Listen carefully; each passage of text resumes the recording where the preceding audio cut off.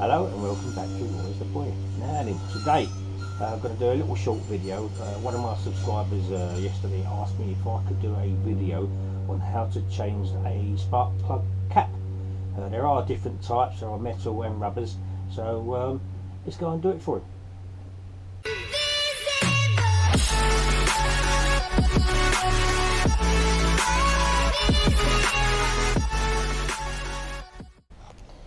Okay, right, so what we're going to do first,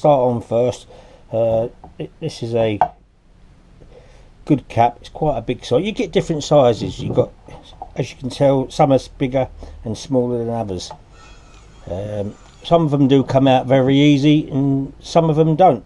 So if I start pulling this one apart, let's put it around the other way so you can see it into the camera here. Really all you do is you try and pull them off. Sometimes they come off, sometimes they don't. Now if they don't, you can either use two things. The straw's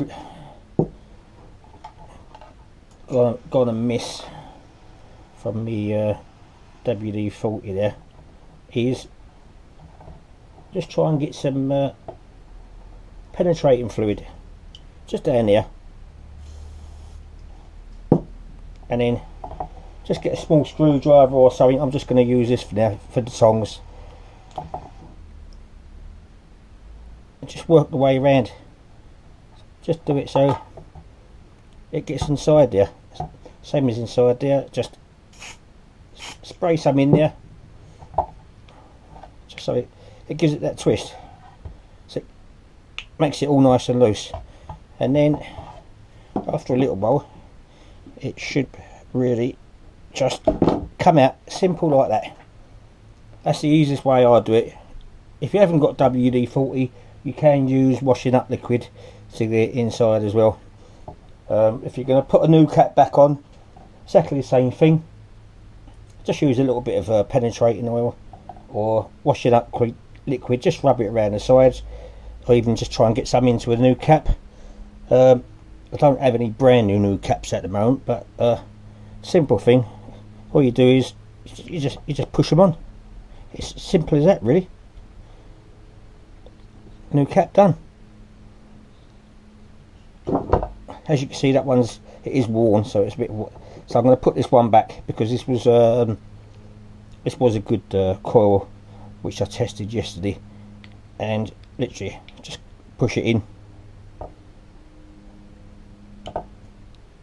Simple as. Now, on some of the other ones you have, if I could find it. Yes, right. On some of the other ones you get these metal ones. Now these are all fixed because they're all pre-welded, everything, because it's got a brass connector inside. So if for some reason this gets damaged, or you don't think you're getting a good spark on it, basically really is you just hold this connector here, and they just unclip. There we are. Have you heard it? Because it's got a spring loaded clip just on there, and on the inside, if you can see inside there, it does have a clip inside there. So, and then if I try and push it back in, and you hear a click, and that is it. That's back into it. Right, okay. If now for some sort of situation, and your cap and the metal cap has also came off of it as well, really just check that the wires on this are good. If they are, it's fine. You might be able to shorten them a little bit. So if this is your cap that's came off with the rubber boot as well. If I put that inside there, so if it's come off like that and it's stuck inside, you can do one or two things. Is get a screwdriver inside there and then push it out, so that way until the end of it starts coming outside there. And then get a pair of pliers, especially nose pliers if I've got mine handy. No, I haven't, so I'm just going to use nose pliers, normal pliers. Just pull it and it comes out. Remember to put some penetrating oil inside there just to make it a little bit easier.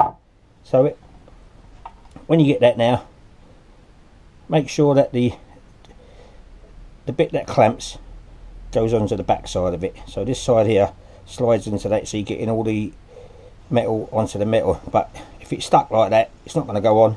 What you have to do is just prise it open with a screwdriver.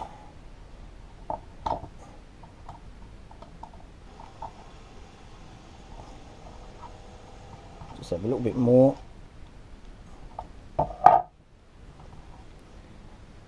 And then push it on,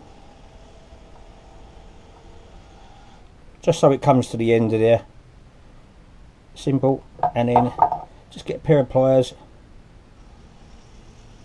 pinching it in like that, so it goes. And then if you've got any pinchers as well, try and pinch it in, so squeeze it down.